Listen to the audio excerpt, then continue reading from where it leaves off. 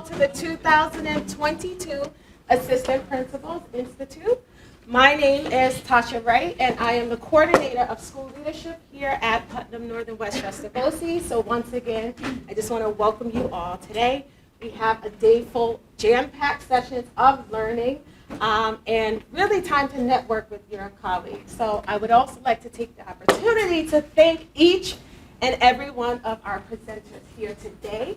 The presenters, including Hope and Laura, Team Cell, have worked really hard to pull together some amazing sessions for you today that I know that you will not only find valuable, but enjoyable, right? You have to have the joy factor in everything that you do. So welcome, and thank you to our presenters today. And we also have a special surprise at lunch. So can't reveal what that is, but it is the P&W BOCES way to always throw in that surprise factor. So without further ado, Dr. Allen, do you have any words you want to share? Thank you, Tasha. What a wonderful and very fitting welcome.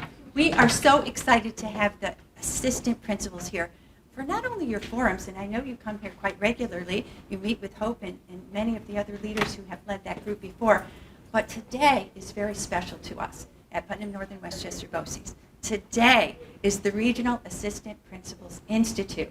And all of you are here and gathered, and I was just talking with Dr. Ricca in the back, and you'll get to meet him soon if you haven't already met him as one of our keynotes. And we were saying, isn't this wonderful to have all the assistant principals here together to learn and to network and to create these bonds that we will have today and forevermore. But as you can imagine, and Tasha was being very modest, but Tasha Wright, our coordinator of school leadership, has worked her magic with many people to get this day to where it is, to Hope's vision, I should say. It's Hope's vision. So if you would just entertain me for a moment, I would like to convey some heartfelt acknowledgments. So first and foremost, again, to each and every one of you for carving out the time to be here. You are key leaders in your districts, and assistant principals are very important to us at Putnam Northern Westchester BOCES and our Center for Educational Leadership. Many of you know my name is Lynn Allen. I'm an assistant superintendent here at BOCES, and I have the joy of overseeing the Center for Educational Leadership, which is part of our professional learning division. And just joyful. That's a great word. I'm joyful to be able to support Tasha and the team and Hope's vision today. So others I'd like to acknowledge. We have a star-studded group of presenters. Tasha, thank you so much for recognizing them. We will recognize them over and over and over again today because they have given up their time and their passion and their commitment to be here. I'd also like to take the time once again to thank Tasha, our coordinator of school leadership, our Center for Educational Leadership team. That's Laura Nyer in the back. Many of you recognize her. And she was part of the vision that Hope had. Laura, thank you for everything. Thank you for coming back from your new position in Briarcliff as Director of Human Resources to make sure everything ran smoothly. Thank you, Laura. And we also have Dawn Bruzio and Gina Fagan, who met you at the front of the building and made sure you got all signed in, got all your gifts that were very important to Hope that you had all of these things for the day. So Dawn and Gina worked tirelessly behind the scenes to make sure everything was all set. You also, if you've been here before, you know Patrick Haynes, our operations and maintenance team. They're here making sure all throughout the day that everything is taken care of for you. We could do none of it without them. Carolyn and also Danny, who were at the front, and just wanted to make sure that you were warmly welcomed from the time you stepped foot into the building to the time you made your way back to the Red Room. Okay, and then just a few more thanks to school communications. We have Karen Thornton here. She is our PR and marketing coordinator. And she is going to cover this event, so she'll be snapping photos. She'll be asking if you maybe get a quote to her. Karen, thank you so much for being here at this very special event. In the back, we have Ed Catapano from Creative Services. He is our videographer extraordinaire, among many other things. He's going to be capturing a good portion of the day on tape so that we can have this to memorialize the day and to share it out. Ed is also in a department with Tricia Herbold. Tricia Herbold has created all of the beautiful trappings that you see with the design. That was Hope's vision and brought it into everything you see with the star and the posters and everything that we wanted to make sure signaled that you are important and very special to us. Okay, so I hope I did not forget anyone. If I did, I'll be back at lunch to make sure that I capture everyone. But last but not least, we want to thank Hope Weinberg. Hope Weinberg, leader among leaders, champion of all things assistant principals. Hope, without your vision for this institute, none of this would have happened. So I want to thank you from the bottom of our PNW BOCES hearts, and I'm sure your fellow assistant principals feel the same way. But I'm not the only one who wants to thank you. So Tasha, would you get the next person who wants to thank Hope? And Hope, if you just come right up here with me. Just come right up here. What did you do? Hope, you are a very, very special person to many of us, all of us. And there's one more person who wants to say, Dr. Ryan Schoenfeld, Superintendent of Ardsley, wants to say thank you to Hope. Thank you. I just called him last night about personal and professional advice, and I always say to him, I text him and I say, are you busy? Can I just have 5 minutes for you? And he goes, I know what that means. That really means 20 minutes. And then I looked at the phone at the end and it was 24 minutes. So, thank you, boss. So, That's what I call him. yeah. Are you staying? He's going I'll to say stay a few for words. some. Oh, you're going to talk about me? Yeah, I'll talk. Dr. Schoenfeld. So you know people, all your roles too. It's nice talking in front of you. I know how hard you work, and thank you, especially through COVID. So you're where the rubber meets the road, and people probably don't thank you enough. I enjoyed being an assistant principal. Every day was different, right? You could all attest to that. And then you have to balance different things. I was lucky enough to hire Hope. I came from Western New York area, Buffalo area, 4 years ago, and she was one of my first hires. But as soon as I met her, she was that overachiever that came in and she had the PowerPoints and this and that. Like, she's a get-it-done person, so I instantly saw that. She has the big smile. She's present. So that came across really positively. But then in her role, she's balancing, again, being with an assistant principal that became a principal, so she had to navigate through that professionally. How do you work with someone else that's a little different than you, and you have a lot to offer, and her trajectory is through the roof. So that's a balance, and you all have to manage some of those things. But she also, again, has a family, so that's a big thing. I talk about family comes first, and she does a great job at that. She has a beautiful child, a lovely partner, and we're really proud of how she manages that. On top of it, she's pursuing her doctorate, and she's told me on the phone, like, oh, my advisor said, get your gown, you're ready for May. It took me 6 years. She's doing it in like 2 or 3. So again, you know how you burn the candle at both ends? She grabs the candle, and then she has the 2 ends, and then someone lights the middle, and then she's on, hands-free, doing something else. So people can do that, and the wax is all over the place. She has these little things that catches the wax, and she does it all, again, at a high level. So I've always said, like, do all those things. As long as you're taking care of things, it's sort of like your teachers. You can do whatever you do in the classroom as long as the grades are good, kids are good, parents aren't calling me. So same thing. I've given her that latitude and grace, and she has continued to deliver. And then she's doing things like this. She was asking yesterday, like, hey, could I do this on conference day? Can I work with another district to talk about LGBTQ? I'm doing that study. I did something. I'm like, sure, I want you to do your best, and that's going to help you, and I know we won't hold on to her forever, but I know she can offer another community her expertise. So I'm really pumping her up, and I'm sorry because you're going to have to deliver today. But I also wanted to, again, just be here because, again, my role's not as exciting and fun as people might think it is being a superintendent. But this was one of the things that when I was asked by Lynn Allen, who was part of the hiring process to bring me into Ardsley, to talk to someone and recognize her was a great opportunity. So thank you for the time and being able to say a couple words. Just enjoy your time being away from school. Try to keep your phones in your pocket or your lids down. I've worked hard on that this year. I've tried to preach it with my newer administrators. Be present. Enjoy the good things that are in your life, but also in your work and just make the most of it. It's a challenging time, but there's nothing better than the stuff we do for our children and our staff and families. Thank you. Thank you.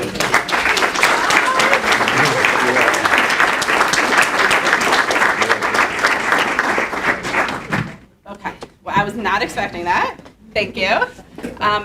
Does that count as my evaluation, Dr. Schoenfeld? Okay, good, just making sure. I am not going to talk long because today is not about me. This is for you. So this was my vision. I reached out to Laura and Lynn, and I said, I have this crazy idea. We run this incredible AP4 monthly. If you're not signed up, join us. It's super fun. And that's all, right? Like, there's other PD in the world, but specific to just assistant principals, there's nothing really geared for us. And I remember when I first started my leadership journey, they kind of just throw us all in, right? Like, I wonder who's running the buildings right now, because we know things are happening and we're all trying hard not to respond to our emails and our phones. And I said, I need a day for us. And not me presenting to us or not me, Nicole, facilitating our forum, but I want people in the field who have been in our roles and who have this beautiful trajectory in their professional journey to talk to us about what they do in their buildings for their own school communities, and then give us something to take away from it. And then I was like, but we need swag, and we need food, and it needs to be all day. And they're like, okay, whatever, you plan it and we'll make it happen. And so we're here.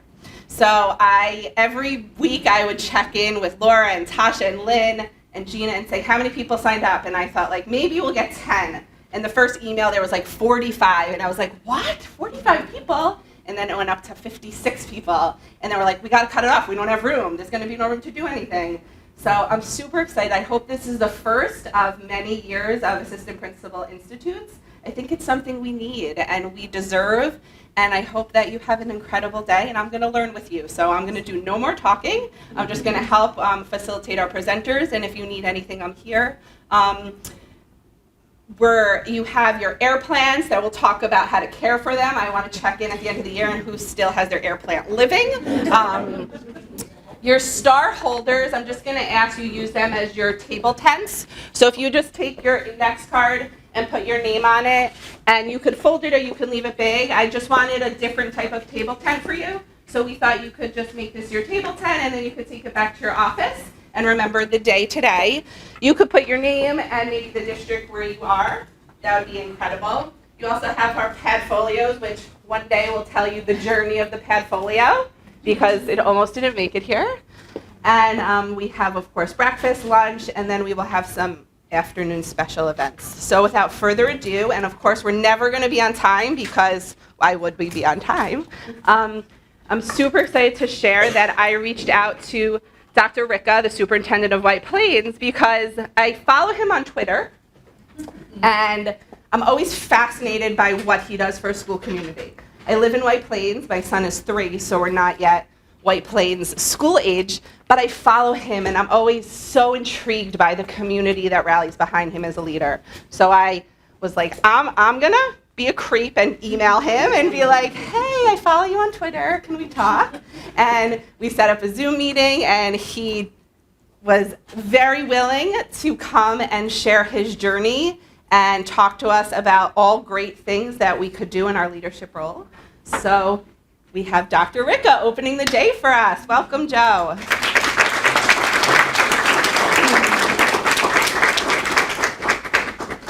Morning. Morning. Thanks. And, giving a presentation in front of one of your bosses, right, one of my taxpayers, and a bunch of my colleagues, which is really cool.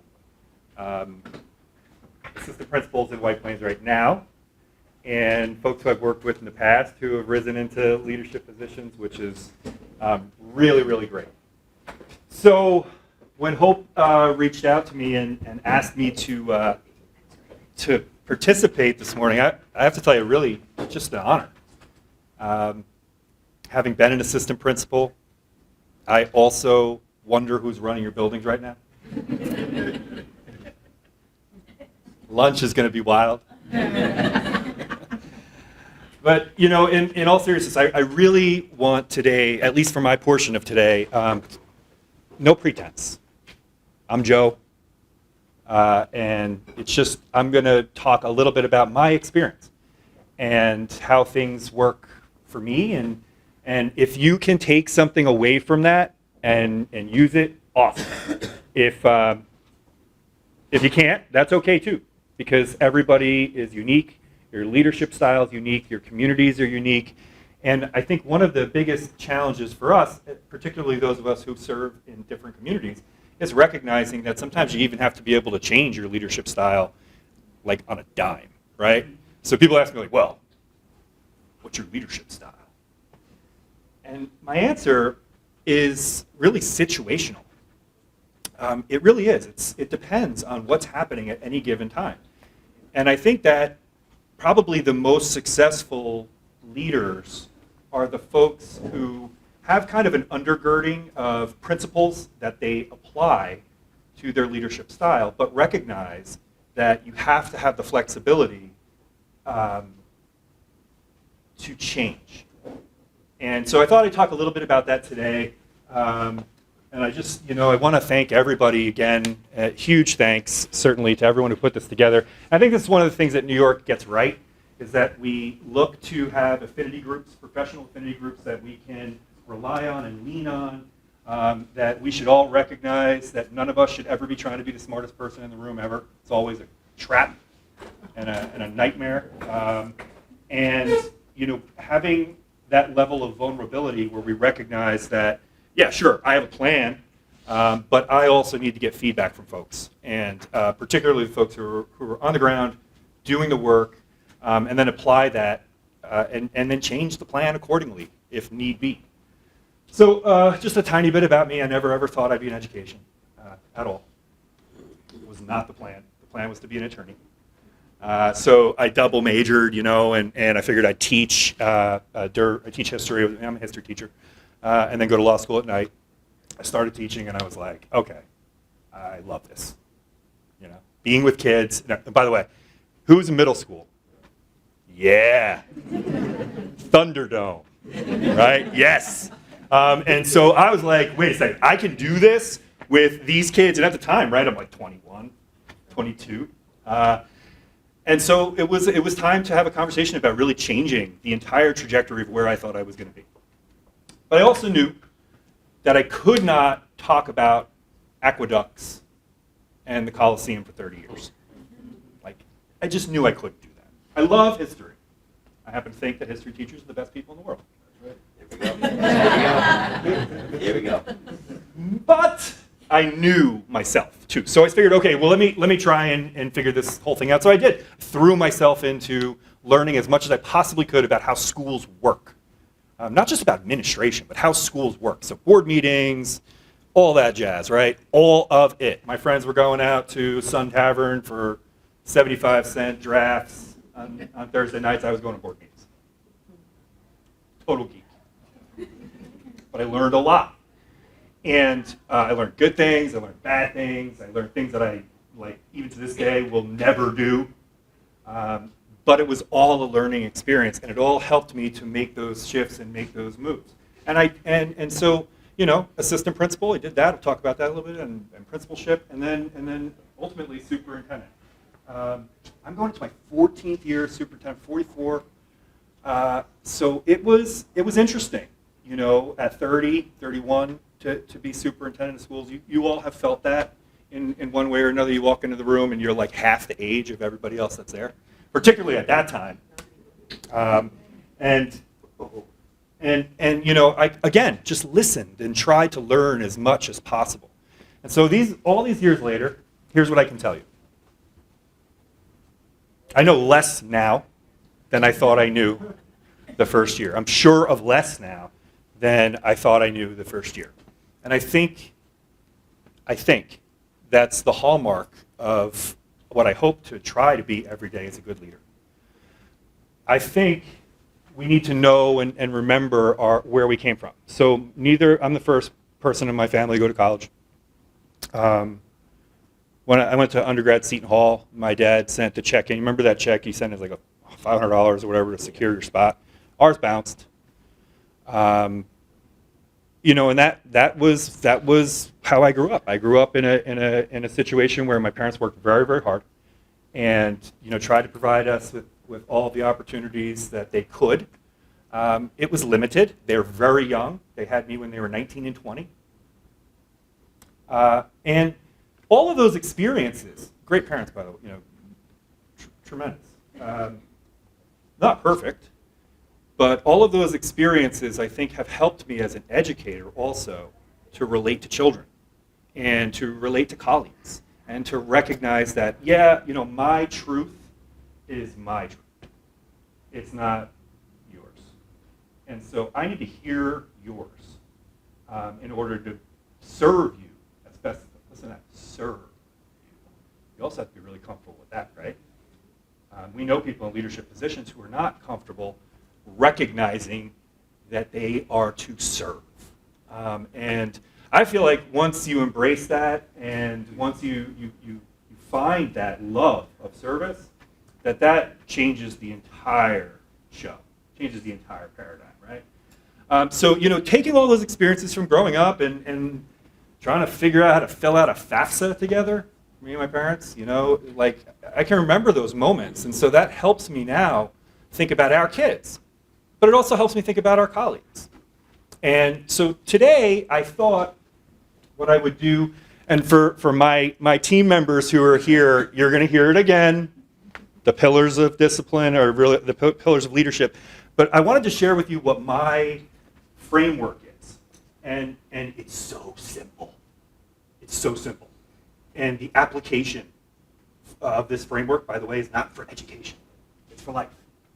And so I thought, you know, if I could talk about something today that would be useful, maybe this would be it. First thing I got to do, though, ask you how you're doing.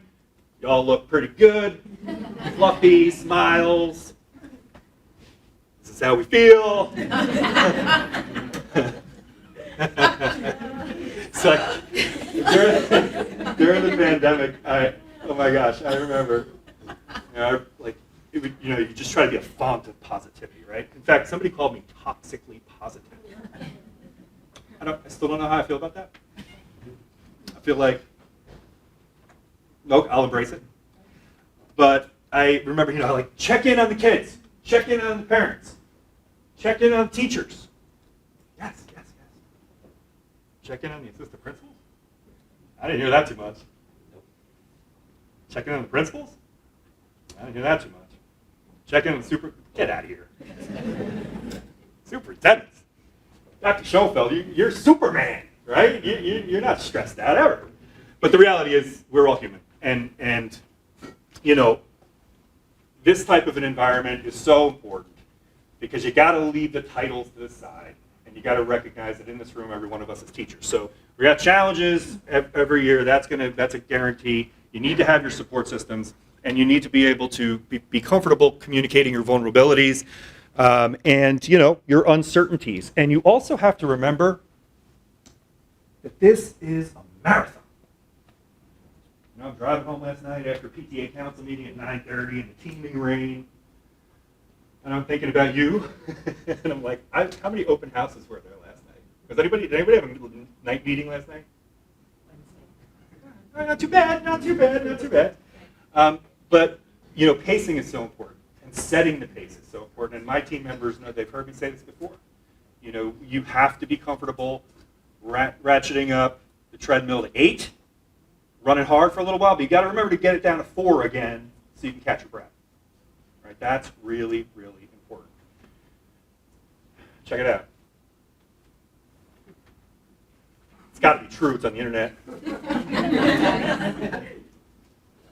But it really is true.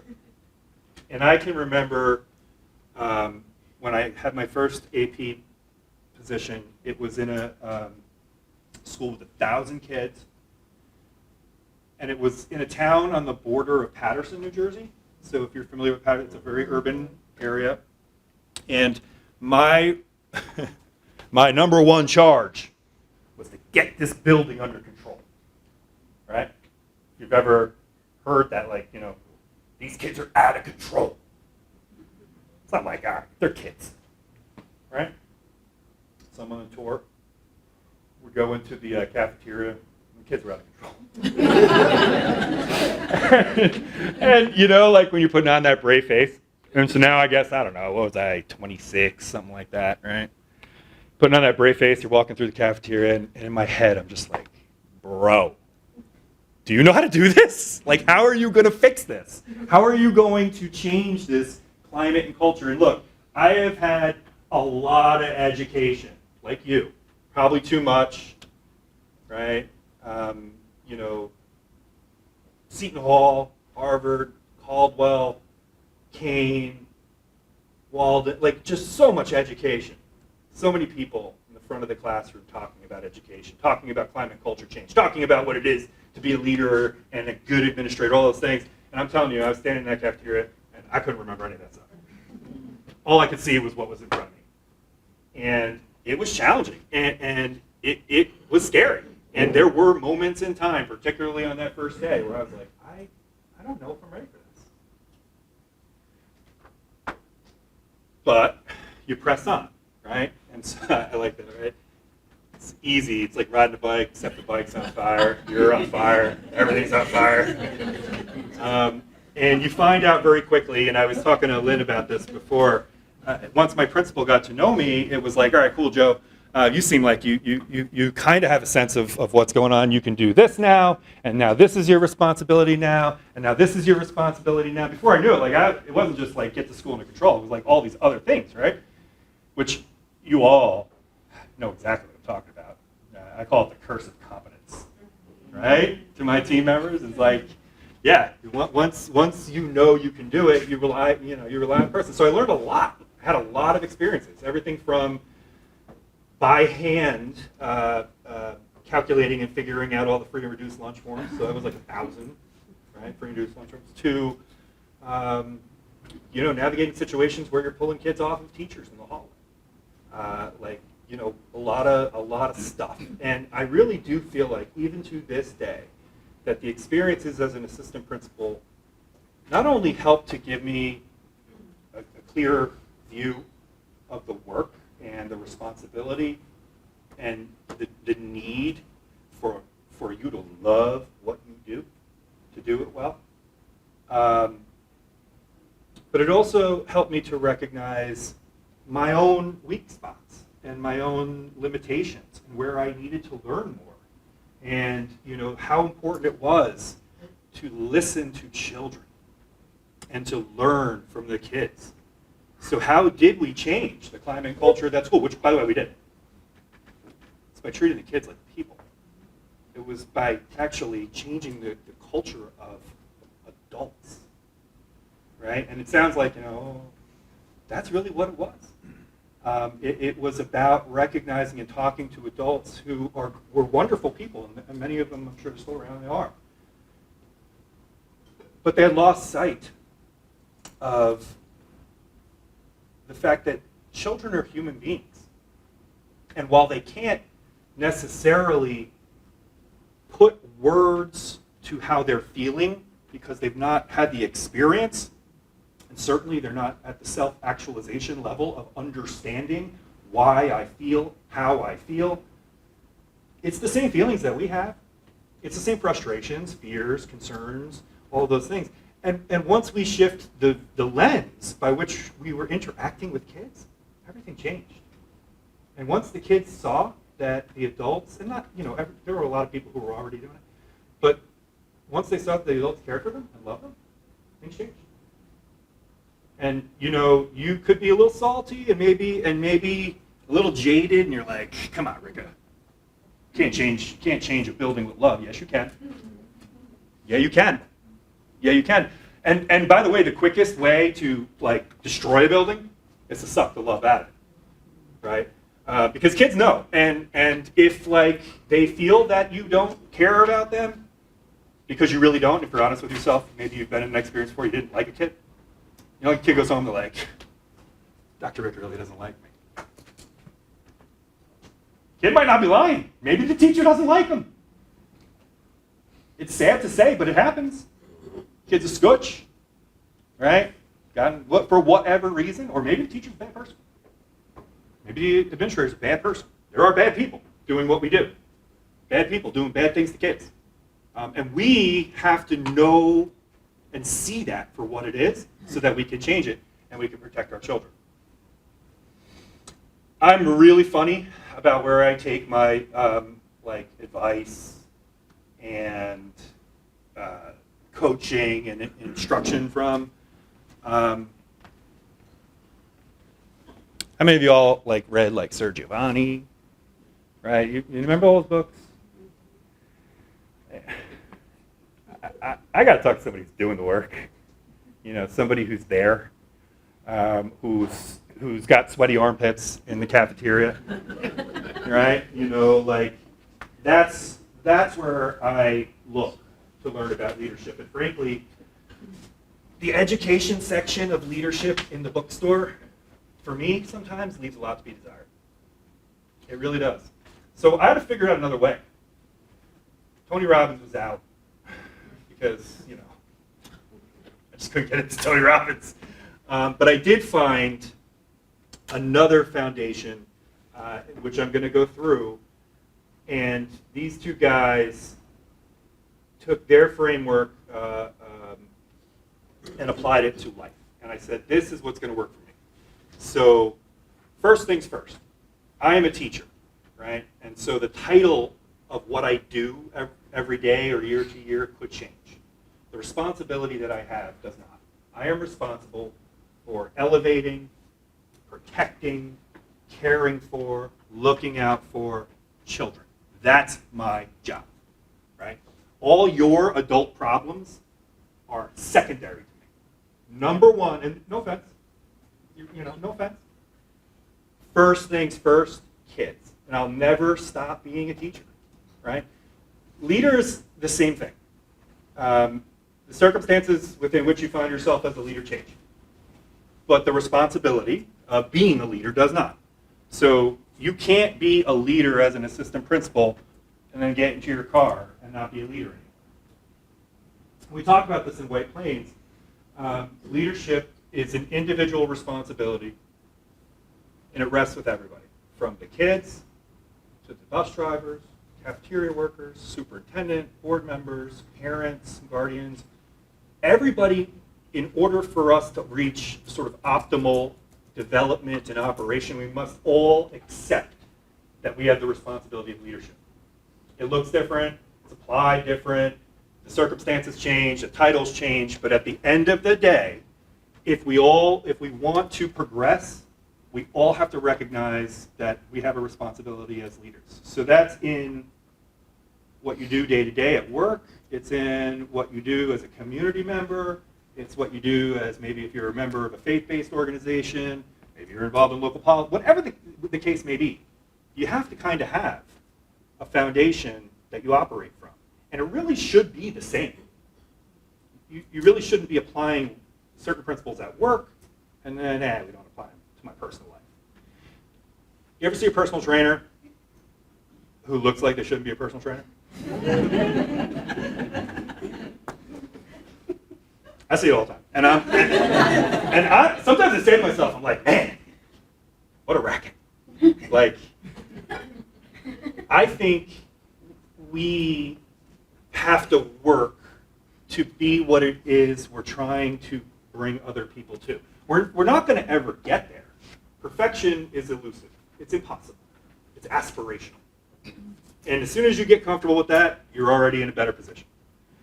But it's the journey, and it's the effort, and it's the path that we all are on and that we're trying to take that will help us to get there. So maybe your mission at I'll use something that's pretty common, right? So let's say I want to keep a more organized house. There is a path to get there, right? There is a path to get there. You know what to do, and you have to make the decisions to do it. And that same application is effective in every facet of your life. And so the same goes for work, it goes for school, it goes for relationships. And let me just tell you, I am sharing with you I do not have all the answers. And I also fall off the path all the time. And I have to put myself back on it. And there have been a lot of times where aspects of my life have suffered because of my commitment to the job and my commitment to other people's children. I'm okay with that. I have reconciled that. But we all have to kind of see where we're at in those situations, right? Because you know this job can take over your entire life. You know it. And so you really have to try to define where you want to be on that path and all of those things that go into it. Now, Ryan was just talking about, Doc, was talking about family first. I agree. I absolutely agree. And I will tell you, sometimes I feel like the worst dad in the world. I have two little ones, 9 and 5, awesome kiddos. I've never had a PTA meeting, ever. I can't go to parent-teacher conferences, ever. When Harrison was born, he was born on a Sunday. I went to work on Monday. In hindsight, that was probably a bad call.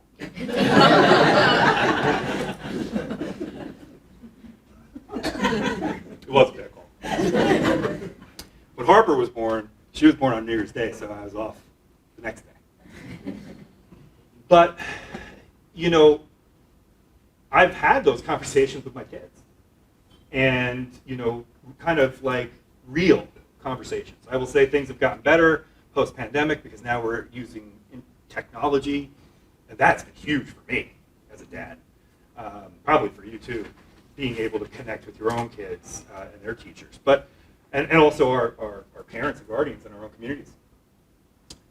The principles of leadership for me are simple. There are 4, and I got this framework from Willink, 2015. Some of you may have even read the book. Extreme Ownership. Anyone read it? All right, cool. So first things first, I think, I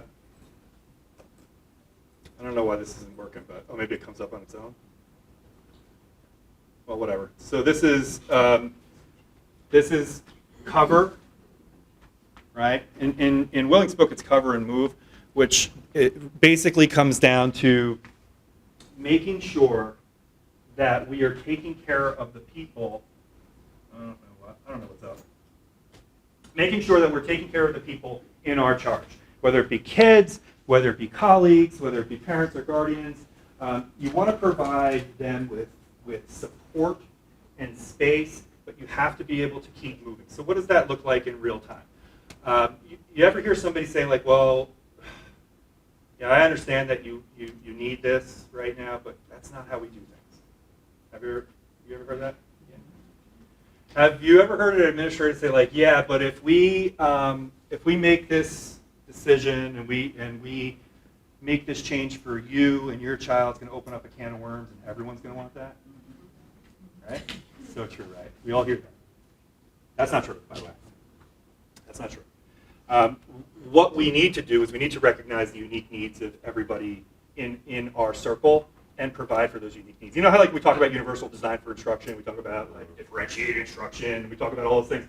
We talk about it, but the application of it oftentimes leaves a lot to be desired. I always remember like in graduate school, the professor would come up kind of like what I'm doing right now, so I'm sorry for that. But the professor would come up and like talk for an hour and a half about how important it was to allow our students to be in differentiated learning experiences, but you're lecturing all of us at the same time about that, and then we're all going to take the same midterm, you know?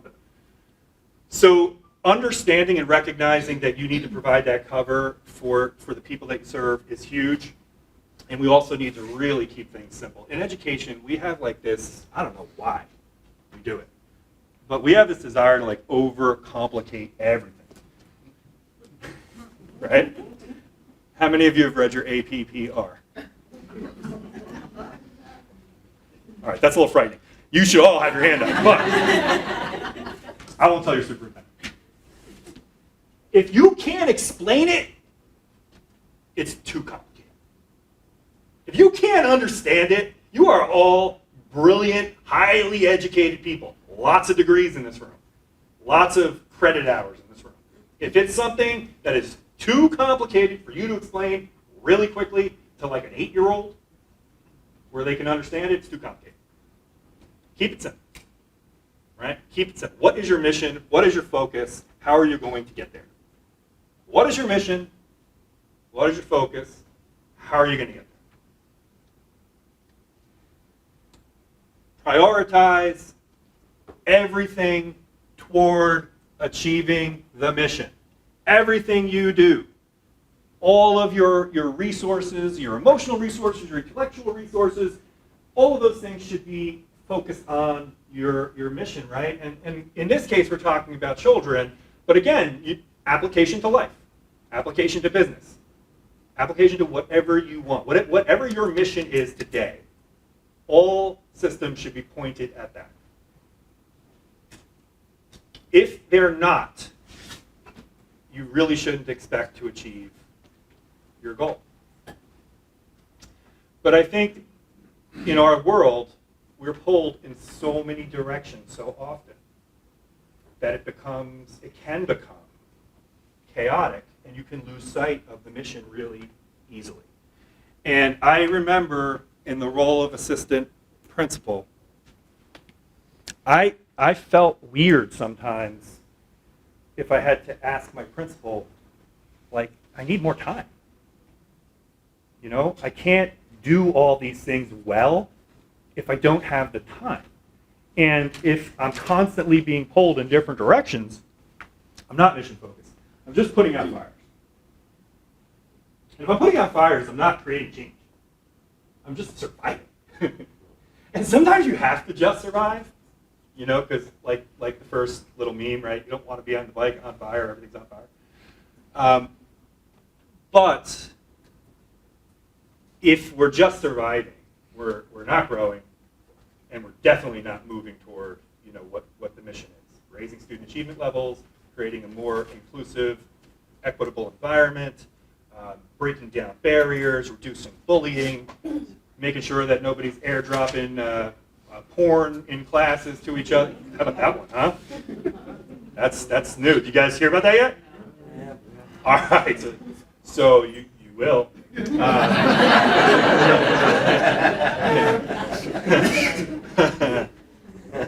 Like TikTok challenge. You heard about TikTok challenges, right?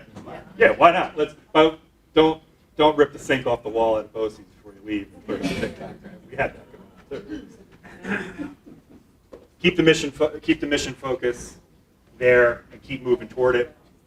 I also believe, and I know my team members have seen this before, in decentralized leadership. I don't know if all superintendents agree with this, but I know a lot do. All leaders don't agree with this, but I know a lot do, and I also know that a lot of very successful leaders agree with this because it's not the leader that creates the environment of success. It's the team. It's the team. So it's never me, ever. It is never me. And I hope my colleagues would tell you, like, never. It's the team. So in a traditional model, it's like top down, right? Remember what people say, like, well, the district wants us to do X, Y, and Z. You ever see a principal get up in front of like a whole group of teachers and be like, listen, the superintendent said we have to. So there's a couple of problems with that. Number one, as the principal, you're advocating your authority, right, as the leader. But number two, if that is the case, then that method of leadership is very, very likely to fail. There are times where you can hammer, through something. I say they should be almost never. Really, almost never. What you really should be focused on here is creating a situation of decentralized command so that every individual can truly embrace and accept responsibility for their role as a leader. So what does that mean? What does it look like in a school? Every kid is a leader. Every kid in every chair, in every desk is focused on their mission, whatever their mission is. Maybe it's the spelling words right now. Maybe it's working yesterday I was with some little ones and they were doing simple machines, which was really awesome. Whatever that is, the kids are in charge. And then the teacher in the classroom is the leader of that team, right? So you are then responsible for all of the students in that classroom and the team achieving the mission, which is mastery of the standards and which is, ba, ba, ba, ba, ba, ba, ba. And then the principal is the leader of the building and responsible for all the teachers and making sure the teachers and support staff and everybody has what they need so that they can support the kids. And then on and on and on and on in the organization. And if everybody assumes and accepts that responsibility of leadership, the organization can function optimally.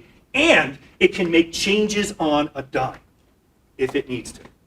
If you're like this, you cannot make changes on a dime. If you experience the pandemic, I thought, what a great training ground. Some of you are like, you're out of your mind.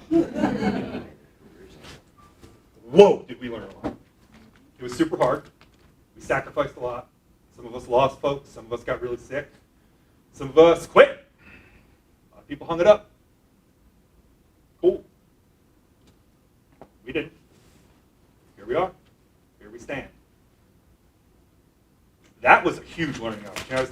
When I was talking to Lynn, I started in 2008 as superintendent, 2008, 2009. You think about 2008, 2009, it's like economic collapse, right? And it's been fire ever since those years to this moment right now. And, in terms of a training ground and an opportunity to really stretch yourself and kind of recognize this is where you want to be, it allows us now to move forward with that understanding that we can accomplish a lot.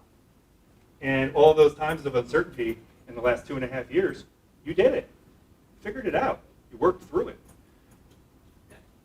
You probably had a better experience if you worked in a decentralized situation where you were part of the decision-making process.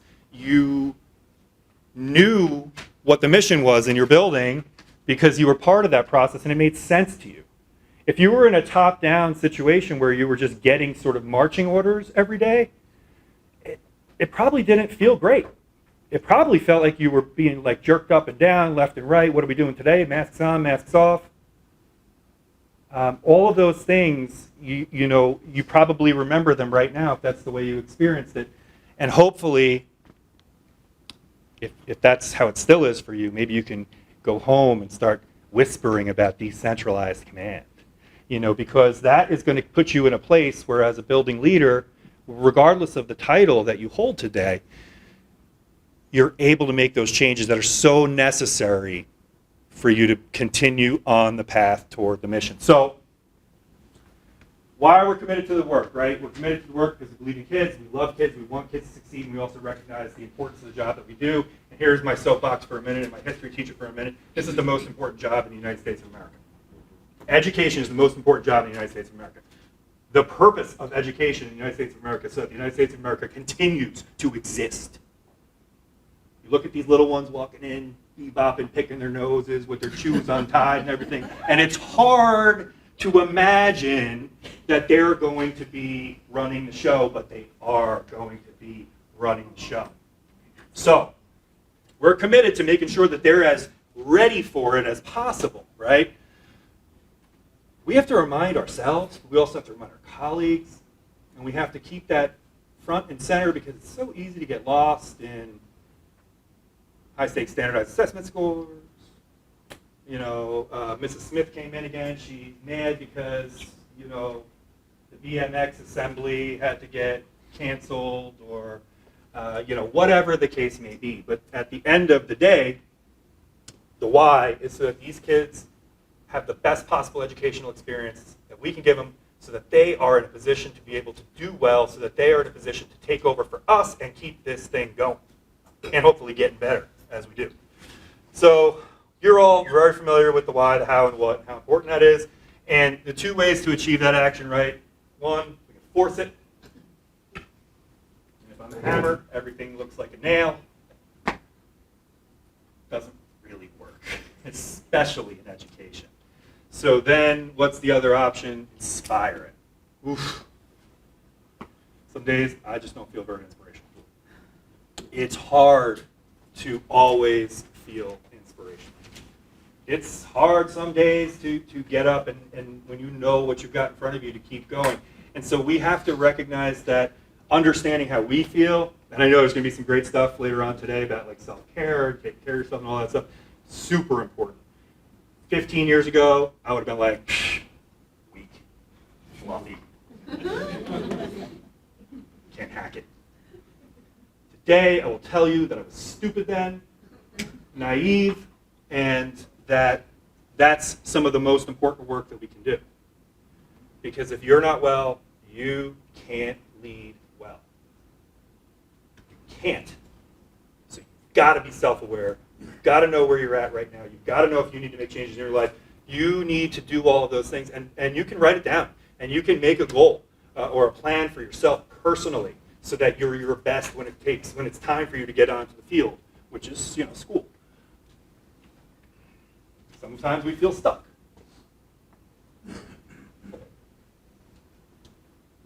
It's a normal thing. It's a normal human feeling. What am I doing? You have to recognize it when you feel it, and you can make changes to that. You can do things differently for yourself so that you understand why you're feeling the way you are, and you can seek to make that change. One of the things that is doing what we're doing right now, just getting together, coming together as colleagues, coming together as folks who have similar responsibilities, who understand the plight of other people. Did you ever go home and try to explain to a non-educator or non-administrator your day? I don't do it because people think I'm lying. Like I stopped doing it because some of the things that you encounter, they're just wild. If you didn't see it yourself, you wouldn't believe it happened. So these types of groups, these types of experiences are so important to making sure that you're ready and you're feeling good about what it is that you're doing. The other thing too is if you're feeling stuck, are you being challenged? Or are you just doing what I do? For me, if I'm not being challenged, I'm no good. Seriously, I'm no good. I was an elementary principal for a while. God bless us folks. God bless elementary school principals. I was every day from 11:30 to 12:30. Every day, except if it rained. The designated pitcher on the kickball field. Every day. It was super cool for like 2 weeks. And I was like, what am I doing? I knew that about myself. The school was a beautiful school, wonderful school. I just needed more. I needed more of a challenge. I needed to be in the fire a little bit. That was just something I needed. And so it's okay to be honest with yourself about that. And by the way, you will be doing a service to the community that you are serving at that point in time. Because if you're not challenged and things just aren't great in terms of engagement for you, the inspiration's not going to be there. You could be nice, you could smile, you could do all those fun things, but you yourself need to be inspired by what you're doing in order to be able to inspire other people to do better and to push themselves outside of or right up against their zone of proximal development. Morale's a real thing too, which 15 years ago I would have disagreed with. I would have been like, again, here's your morale, the 15th and the 30th. Get to work. Totally wrong. That is not inspirational. That is not how you inspire, nor is it how you lead. And recognizing that morale is real and that it's different for everybody. I have a voice inside me that sometimes it's brutal, almost abusive. And I know that voice. And that voice tells me to do things. Sometimes it tries to make me not do things. You don't need to work out today. You're so tired. I've got that under control, but I also know that it can slip out of control fast if you don't keep it harnessed, right? That's your ego. And that it can impact your morale. And our colleagues' morale is the same. So I was thinking about this, and we talked about this over the summer at our administrative retreat. When we're trying to inspire to lead, how do we raise morale? Like, have you guys struggled with this at all? Has a teacher ever come to you and be like, morale's really low? Yep. And you're like, well, we just had like the baby shower yesterday. Or, well, the superintendent came around with the coffee cart. Okay. The small caring gesture, so I tried to become like a morale expert, try to learn more about this because it was foreign to me. Small caring gestures, we do that a lot, right? Put a little sticky on the mailbox, or write something nice in the lesson plan book, or just shoot an email. Those things are really important and they're really cool. But they do not change. They feel good. Well, maybe if they paid me more, my morale will go up. For a minute. But morale's really not about money either. It's not about compensation. It's about engagement and making sure that folks feel and know that they are part of the community. Right? So how do you change the morale in your building? For reals, you diagnose just like you would if you were a physician. And the only way to do that is by taking the teacher who came to you and said, morale's really low. Sitting down and saying, tell me more about that. Just like if you were thinking about feeling stuck yourself, you have to be able to identify what it is that's making you feel that way. So when we think about morale in our buildings or in our departments or in our school districts, we need to engage and talk to the folks about what they're feeling and why they believe morale is low and how they believe we can increase it. Decentralized command, right? Goes right back to it. The superintendent saying, okay, every Friday's a jeans day from now on until forever, is not going to increase morale. It's a caring gesture. Feels good in the moment, but Monday through Thursday sucks. So in White Plains, we're starting to really take a look at this now, and we're focusing on things like self-care, for everybody, not just for one group of individuals. And by the way, again, starting with kids. And my colleagues will tell you, we're heavily invested in working with children and talking to them about what their school experience looks like, what it feels like, talking with our parents and guardians, talking with teachers, support staff members, talking with the administrators, and really trying to compile this information so we can make real, meaningful change that will increase morale. Again, decentralized command, keeping your eye focused on the mission, and being open, right, to getting all feedback from all areas so that we can motivate and inspire. People talk about discipline, like I just need to be disciplined. Not detention, right? Just discipline.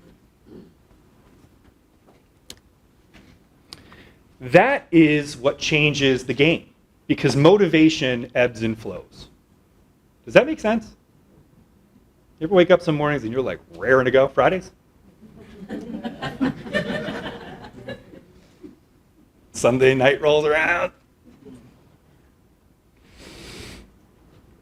That's motivation. I'll be vulnerable. I remember this. At one time I went home, got changed, drove to the gym, parked, reversed, and drove home. Motivation wasn't there. That little voice got me. You worked so hard, Joe. You're good. You're good. It's the discipline that helps you to get out of the car. It's the discipline that allows you to recognize, I have an observation scheduled. I have these other competing interests, these other competing priorities. This observation is the mission. I got to achieve the mission. It's about kids. I'm focused on it. That's the discipline. The discipline is being able to say to maybe your superior, your boss, hey boss, yeah, I got it. I understand. I'll take care of that. I have these things to do first. Right? The discipline allows us, I think, to support the work that gets you to inspiration. And guess what?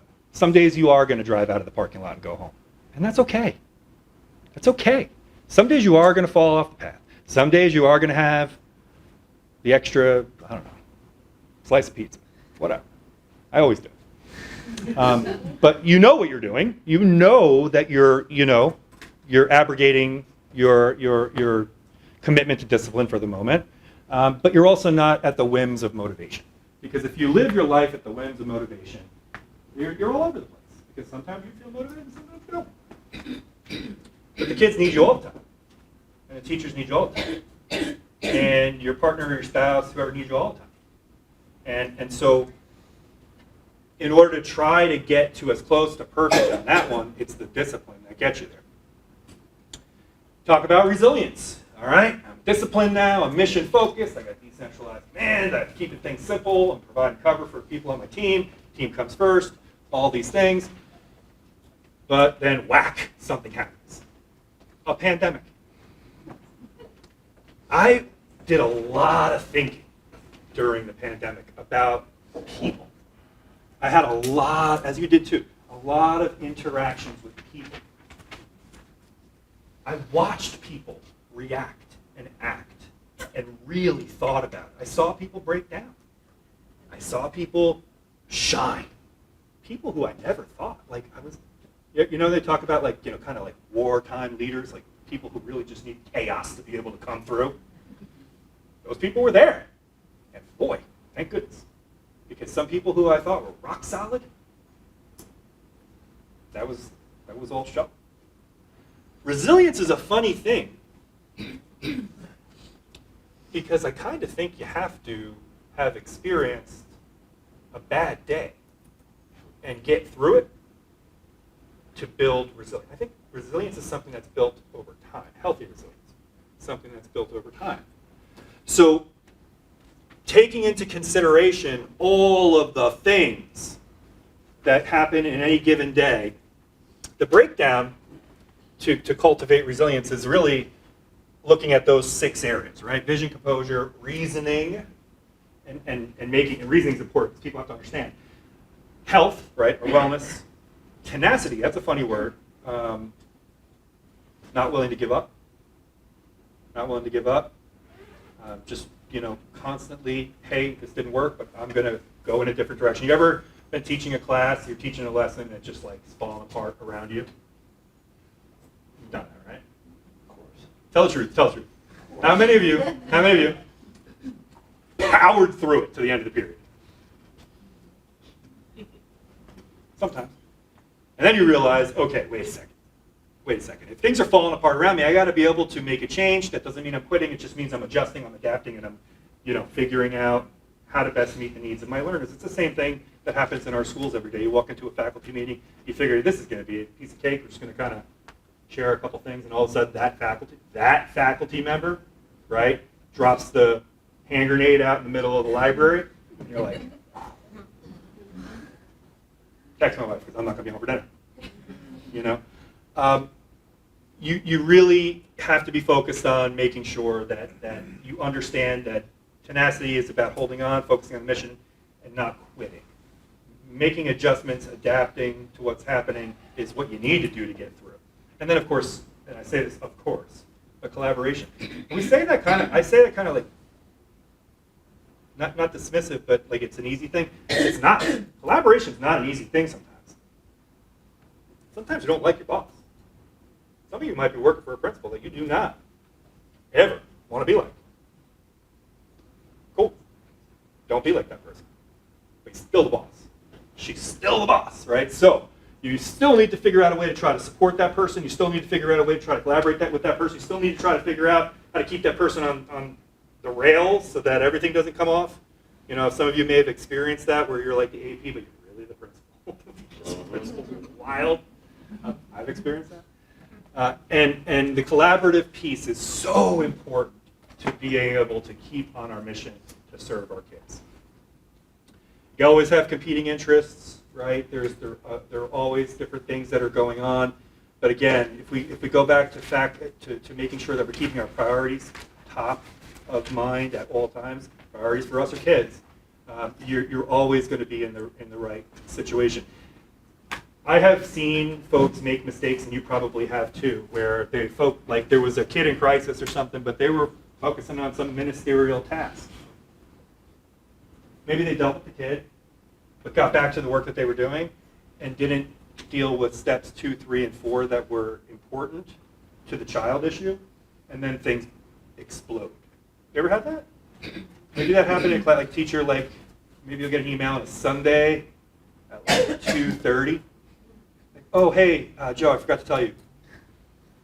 On Friday at 3, John told me that he was thinking about hurting himself. I probably should have done something, right? Happens. Those are the kinds of things that can be catastrophic if we're not keeping priorities in order. Kids first. So politics and education. Yeah, right. Yeah, right. People used to tell me, they're like, we have to make sure we keep politics out of education. Yeah. Education is politics. Small p, right? But it's politics. It's everything of the people. Everything. And when you're dealing with people, you're dealing with open systems, that means you're going to be dealing with crazy once in a while. You are.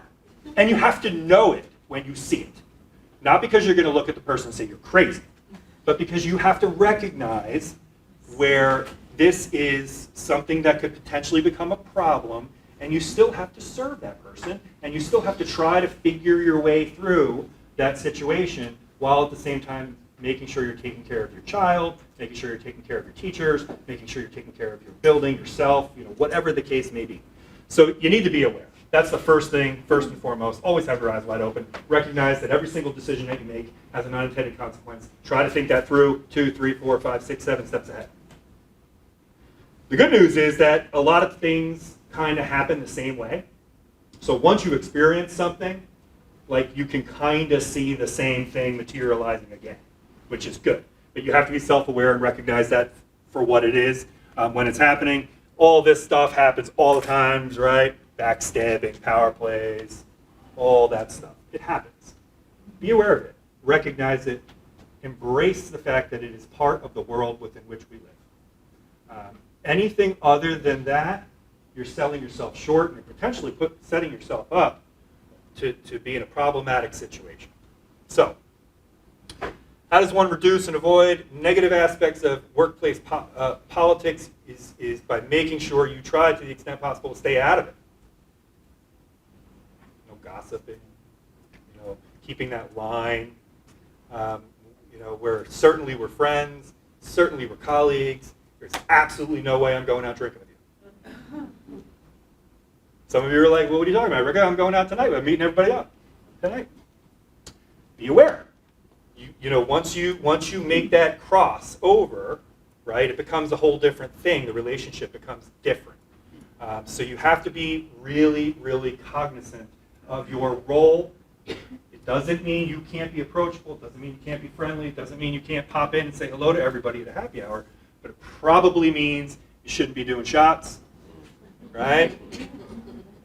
Just being real. And it probably means that you need to recognize that many, many folks in our world, everywhere, are transactional. What have you done for me lately? You're the best assistant principal in the world until you're not. Right? And if you go on to become principal, it gets ratcheted up a little higher. And then if you go on to become like a director, it goes a little higher. And God forbid you become superintendent of schools. You're Ryan shaking his face like, that dude. That's the ultimate lonely path. The good news is that we have created, just like this here, we've created a group with superintendents to do the exact same thing. And that has become extraordinarily beneficial. And I think it's helped superintendents in a lot of ways to recognize that you don't know everything. You're not the smartest person in the room. Your job is to serve. And that is something that I think benefits everybody. So thinking about all this, and we're kind of bringing everything together, challenging growth. Raise your hand if you would love to spend most of your time here in the comfort zone. I would. Of course. Oh, come on. Really? Of course. Yeah, I mean, it's freezing cold out, it's raining. Who doesn't want to stay all snuggled up in their bed? It's safe. but you're not growing. Remember when I was talking about kickball? I'm an awesome pitcher. But I wasn't growing in my professional role because I wasn't taking a step outside and being in an area where I was uncomfortable all the time. I am uncomfortable all the time. I'm uncomfortable right now, right? Standing out in front of people. Like, you need to put yourself into positions where you're uncomfortable in order to grow. You have to be wrong in public in order to grow. And you have to be able to say, I'm wrong. I was wrong. I'm sorry. Right? A lot of people have a hard time doing that. If there's one thing you take from what I say to you today, if you can master the art of accepting when you're wrong and offering an apology for that, it is an extraordinarily liberating and empowering skill to have. Tell me. So, you want to live in the courage zone? Sometimes you visit the comfort zone when you need a break. The terror zone. That was like, we should have just called this the pandemic zone. Because that really leads to people getting paralyzed and overwhelmed. And that is a real thing. If one of your colleagues comes to you and says, like, I don't know what to do, don't poo-poo it. Sit down. Talk about it. Help that person work through those issues. By the way, if a kid comes to you, a lot of times kids are, especially middle school, are living in the terror zone. Their world is frightening. Remember when you were in middle school and you thought that, I don't know, maybe if you had like a significant other, less, in middle school, and like you broke up, or you saw someone break up, and everybody was crying, and it was like, I'm never going to meet somebody else in the world, and all the adults were like, oh, relax, it's okay, relax. To the kids, that's real. That's really happening. When a kid comes home and is in tears, and they tell you they lost all their friends, or they come to your office, and they're telling you that they're so stupid, and they're never going to understand algebra. That is real. What they're feeling is as terrified and horrible as something that you could ever feel. And we have to remember that. When a colleague comes to us the same way, we have to remember that. And bring them back, first to comfort, and then back to courage. Right? Because first you have to feel safe again, and then you got to try again. But try to the extent possible, try to stay out of the terror zone. And if you get there, talk to a friend. Oh yeah, communication. You know what? I think they're white letters. I think that's what that is.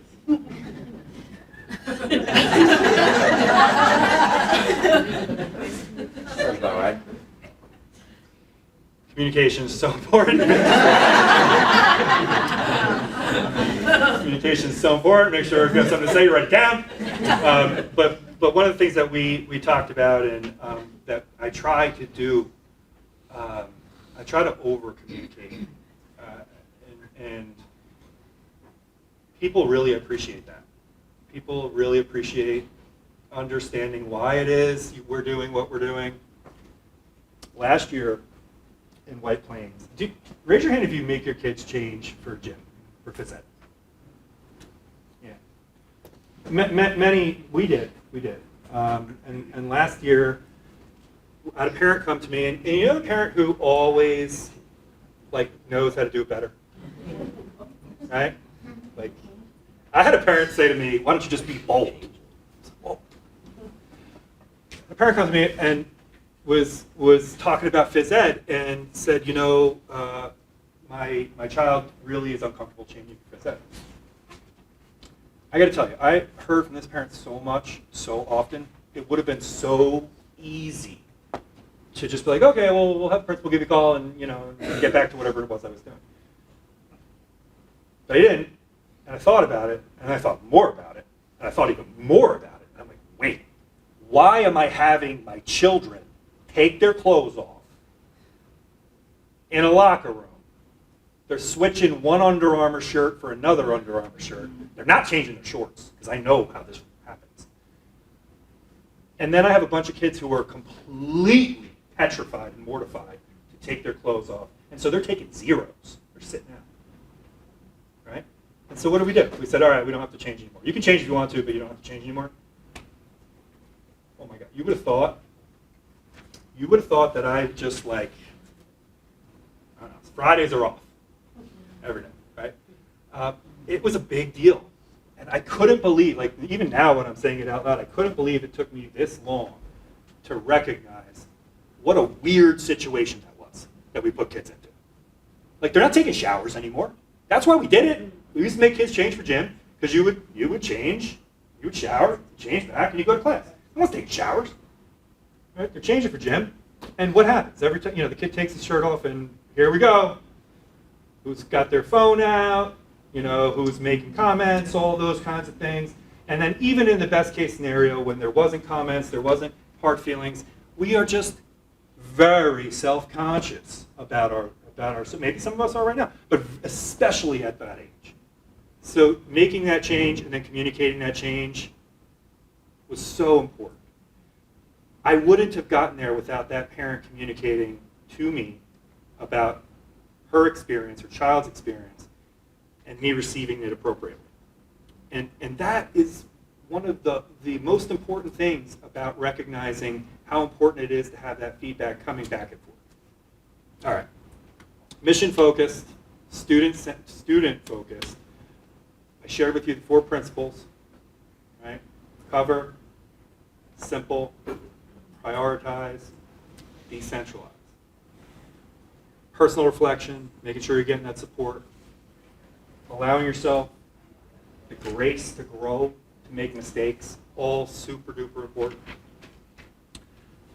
Making sure that you recognize the difference between motivation, inspiration, and how discipline can play into that.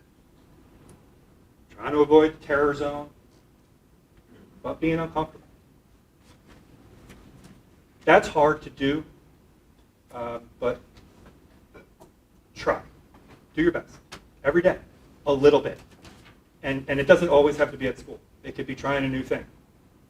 By the way, life's not over. Right? No matter what age we are, we should all still be trying to achieve new experiences because those new experiences help us to grow as humans. Whether they're physical, spiritual, mental, I encourage all of you to go down that path. I told you, 15 years ago, if you talked to me about morale, I would have been a totally different person. If you talked to me about meditation, I would have been like, what are you kidding me? You start chanting? So important. Do it all the time now. Those are the kinds of things that will help you grow so that you're well, so that you can support other people and help them grow. Because guys, that's what it is. That's what it's about. We as educational leaders, as teachers, as parents, as community members, as students, it's all about the pursuit of trying to grow as humans. All right, we talk about, got it all over our walls, probably in one of your buildings, lifelong learners. But you all know somebody who's stopped learning. You all know somebody who said, I'm not going to use that technology. I'm not. We all know people like that. Maybe even some of us in some ways. I don't want to try that. I don't like that kind of food.